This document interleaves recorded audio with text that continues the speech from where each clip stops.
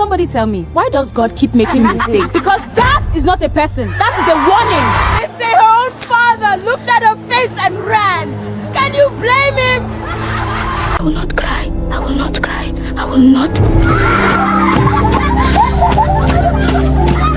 They called her ugly. They said it like a verdict, like a life sentence. They did not know. They were watering a seed. The sun rose differently over Makoko Fringe. Not the golden, generous sunrise that poets write about. The kind that spills across clean rooftops and makes the whole world look like a promise. The sun that rose over Makoko Fringe arrived apologetically, as if it too were ashamed to fully illuminate what was there.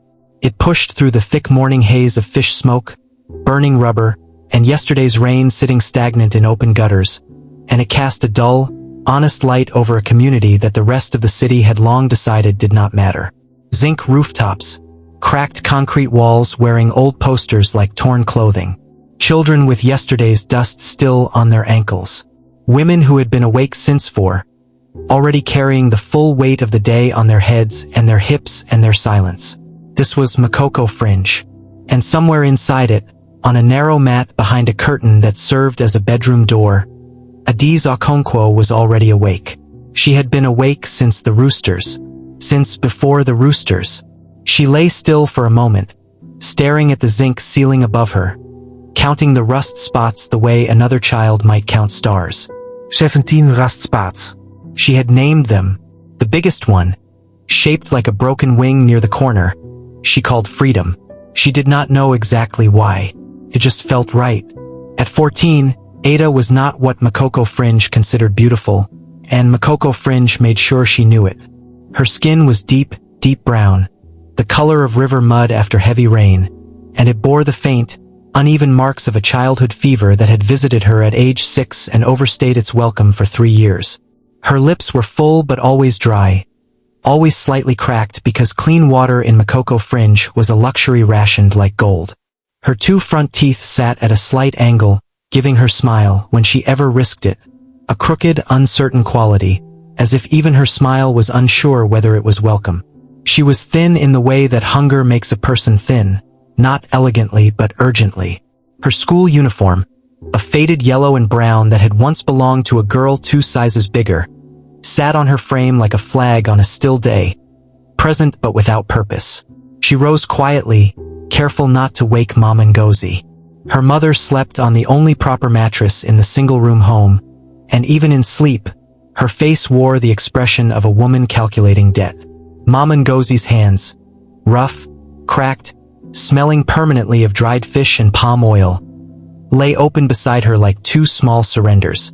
She had worked the Makoko Fringe fish market since Ada could remember, waking before dawn, returning after dark, speaking in the exhausted shorthand of a woman who had long stopped expecting life to explain itself.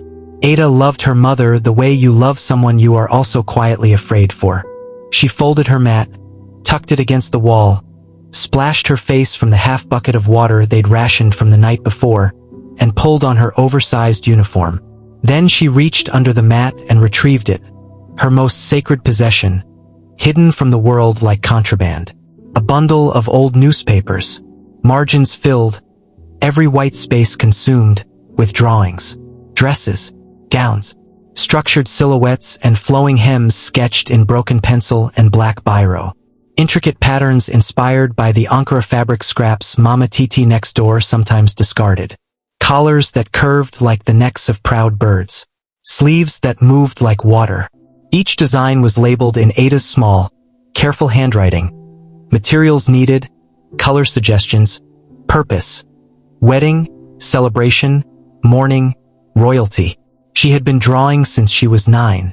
Since the day she found a crumpled fashion magazine in the gutter outside the market and sat with it for 4 hours in the rain, turning pages slowly, feeling something enormous and unnamed cracking open inside her chest. She tucked the bundle back under the mat and left for school. The road to Makoko Fringe Community School was 12 minutes on foot, past the mechanic shed where Mr. Haruna's apprentices started their engines at dawn, past the mama put where Ayarisi already had her pepper soup pot singing, past the group of older boys who sat on a fence every morning and scored the girls walking by like judges at a competition nobody agreed to enter. Ada walked close to the wall, head slightly down. Fast but not too fast, running invited attention. She almost made it. Oh why. Crocodile Don enter the premises. Tun's voice. Loud, theatrical, designed for an audience. And the audience, a gathering of students near the school gate, was already assembling, already grinning, already orienting themselves toward the cruelty like sunflowers toward light. Ada stopped walking. Calculated. Continuing meant walking through them. Turning back meant Tund winning before 8 a.m. She continued walking. Busy Adeyemi was leaning against the school gate like she owned the architecture. And in a way she did.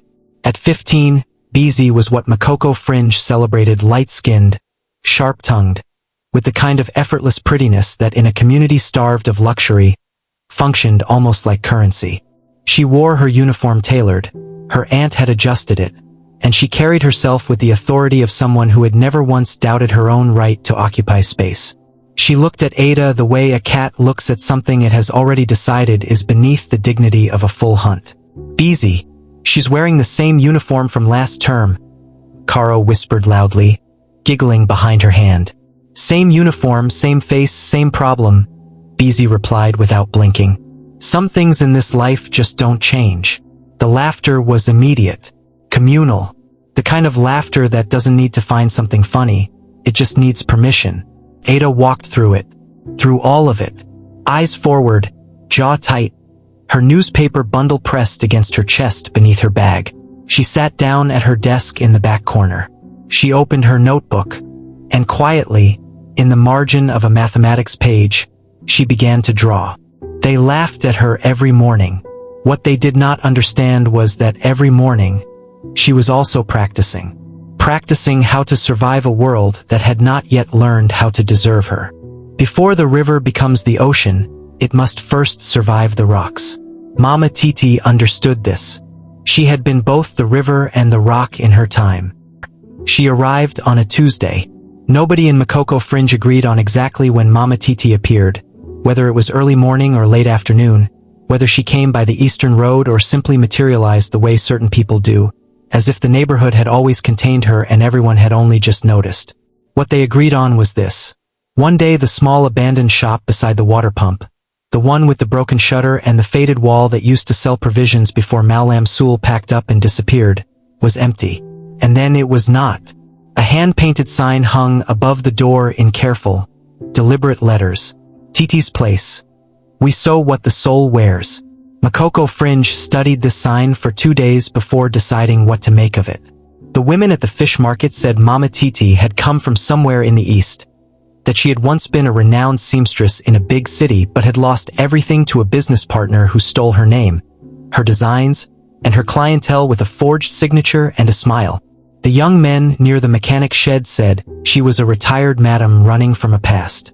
The children said nothing, because children in Makoko Fringe learned early that curious questions about adults were often answered with the back of a hand. Only one thing was universally observed and undisputed. Mama Titi watched everything. She was perhaps 60, perhaps 70. Her face was the kind of face that had stopped counting years and simply accumulated wisdom instead. She was short, broad-shouldered. With silver locks she kept wrapped in a deep indigo head tie. Her hands were extraordinary, large, deliberate, mapped with the raised veins of decades of handiwork. She moved slowly but with the unhurried authority of someone who had learned that rushing was simply another word for panic. She sat outside her shop every evening on a low wooden stool, sewing by the last of the daylight, watching Makoko Fringe the way a reader watches a book, quietly, completely missing nothing. It was on a Wednesday, 6 days after Mama Titi's arrival, that the incident happened. Ada had stayed late at school, not by choice, but because the afternoon had offered a rare, undisturbed hour in an empty classroom where she had spread 3 of her best newspaper drawings across a desk and worked on them with focused, quiet joy. A dress with a structured bodice inspired by the shape of a baobab trunk. A flowing two-piece with hemline patterns borrowed from the weaving on Aya Risi's kitchen basket. A ceremonial gown whose collar fanned outward like the tail of a peacock, or a crown, depending on how you held the page. She was so deep inside the work that she did not hear them come in. On. Look at this one, oh. Tun's voice. And behind him, Beezy, Karo, and Femi filing in like a tribunal nobody summoned. Ada swept the drawings together with both arms. Too slow. Beezy was already leaning over the desk, picking up the peacock collar gown with 2 fingers, holding it at arm's length the way you hold something unclean. Is this fashion? Beezy asked, her voice performing elaborate disbelief. Crocodile is a fashion designer now? She's drawing dresses on newspaper, Karo said, covering her mouth. Newspaper, Beezy. Not even real paper. Because that is her level, Tun said simply. Newspaper girl designing newspaper dreams. Ada stood up. Give it back. Her voice came out smaller than she intended. It always did around them, as if her body, trained by years of survival in Makoko Fringe, automatically reduced itself in their presence. Beezy looked at her for a long, slow moment. Then she smiled. The particular smile she reserved for moments she wanted to remember, and tore the peacock collar gown cleanly in half. The sound was small. Just paper. Just newspaper. But inside Ada's chest, something cracked with it. Before she could move, Beezy swept all 3 drawings off the desk with one arm. They scattered, floated, and landed in the dirty water pooled near the classroom doorway from the afternoon rain. Now they matched the gutter they came from, Beezy said pleasantly. And they left. Ada stood very still. She did not cry in the classroom. She would not give the walls the memory of it. She gathered what remained of her drawings, the wet, disintegrating pages, pressed them against her chest, and walked home through the back road, the long way, the way without people. She never made it home without stopping, because the wet pages slipped from her grip at the corner beside the water pump, right in front of Titi's place, and scattered in the dust like fallen leaves. Ada crouched to gather them desperately, her wet hands fumbling, her vision blurring now. Finally, now that there was no audience to perform strength for. Careful, that one there is still good. A low voice, unhurried, like river water finding its level. Ada looked up. Mama Titi was crouched beside her, moving with surprising ease for a woman of her age, picking up a page with extraordinary gentleness. She turned it toward the last of the evening light and studied it. The baobab bodice dress, ink-blurred but intact. Silence stretched between them, a long, breathing silence. Then Mama Titi looked at Ada. Not at her skin, not at her teeth, not at her uniform, but at her, with the focused, unhurried attention of someone reading something genuinely important. How old are you? She asked. 14, Ada whispered. Mama Titi nodded slowly, still studying the drawing. Who taught you this proportion? This structure here, the way the bodice follows the spine? Who showed you? Ada blinked. Nobody. I just draw what I see in my head. Mama Titi was quiet for another long moment. Then she said it. The 7 words. Simply, without drama, the way only true things are spoken. Child. These hands were born to build worlds. Ada stared at her.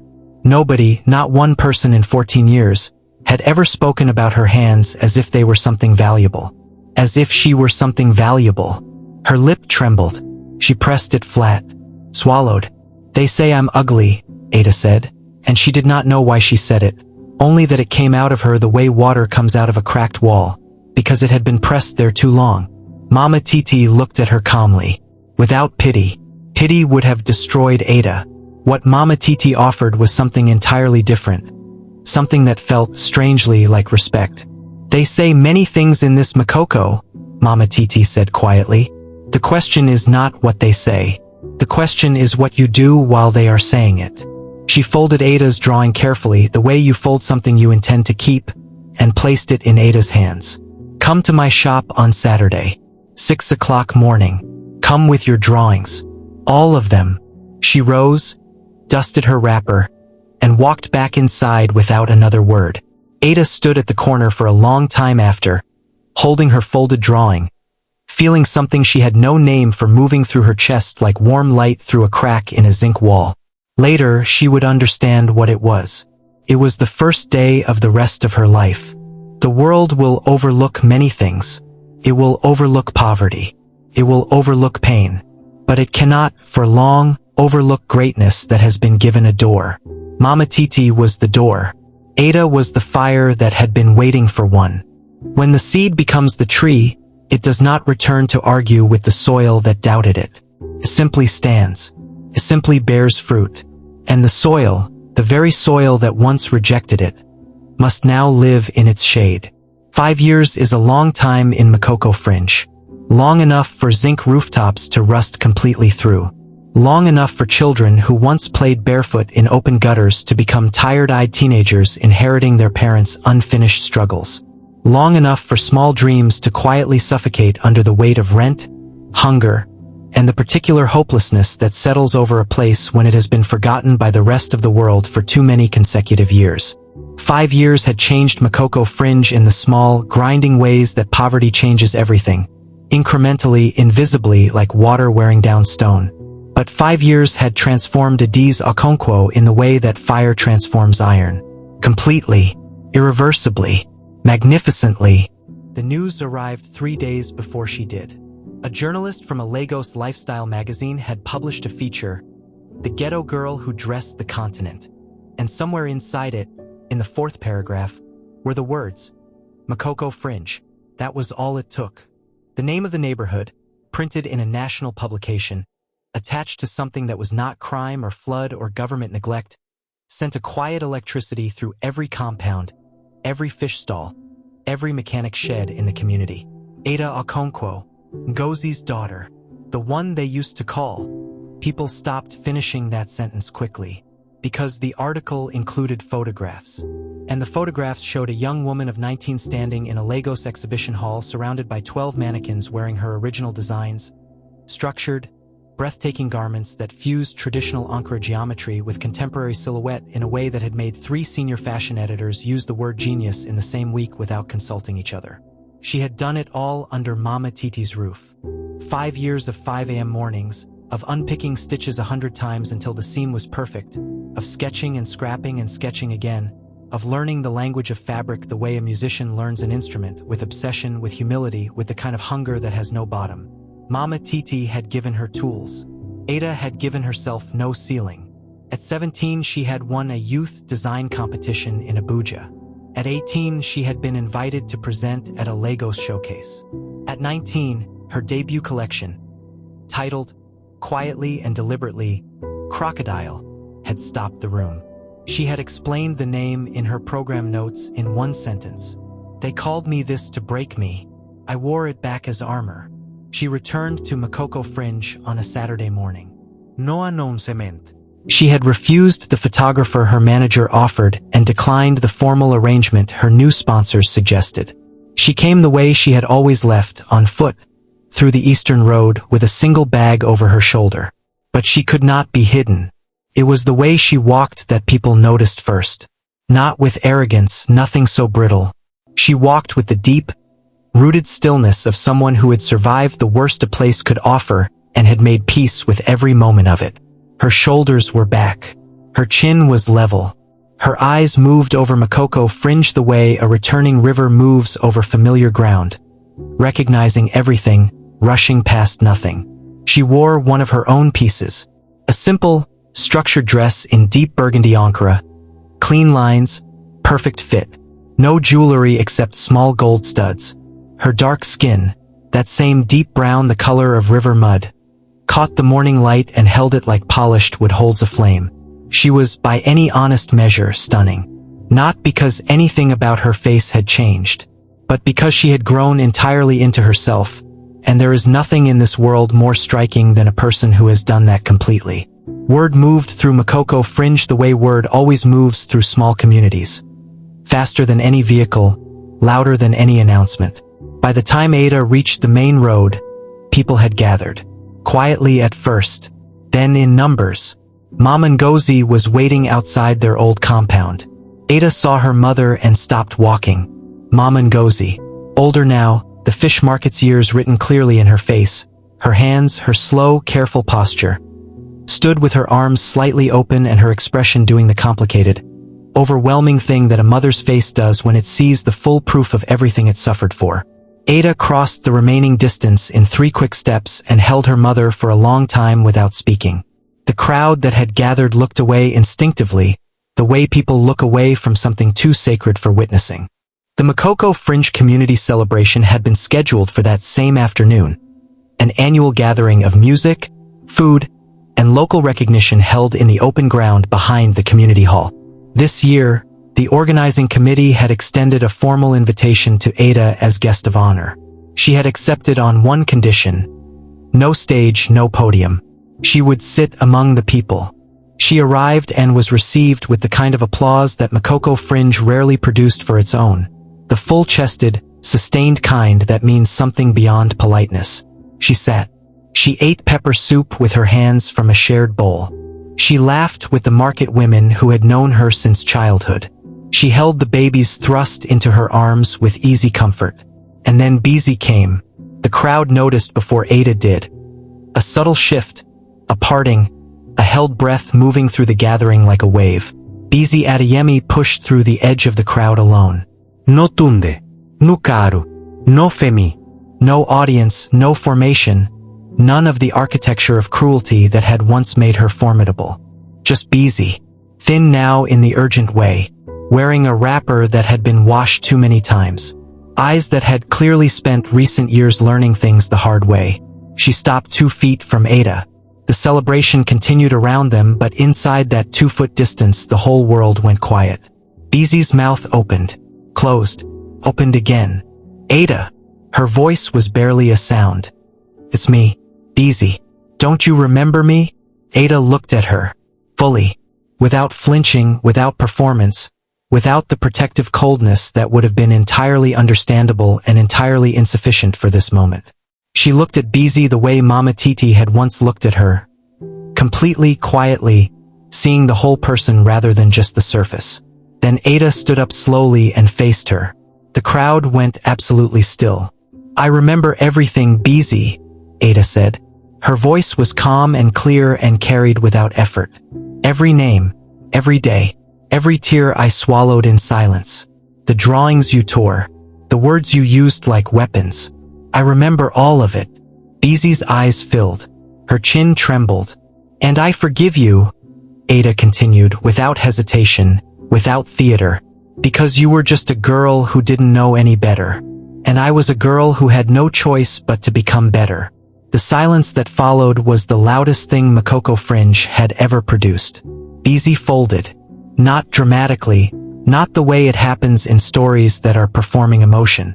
She simply folded, quietly, from the inside, her shoulders dropping, her face crumpling, tears arriving without ceremony. Ada stepped forward and placed one hand briefly on Adaeze's shoulder. Warm, steady, final. Then she sat back down and picked up her pepper soup. An elder near the front, old Baba Cosmos, who had lived in Makoko Fringe since before its name, removed his cap slowly and held it to his chest. One by one, the others followed. Mama Titi watched from the doorway of her shop across the road.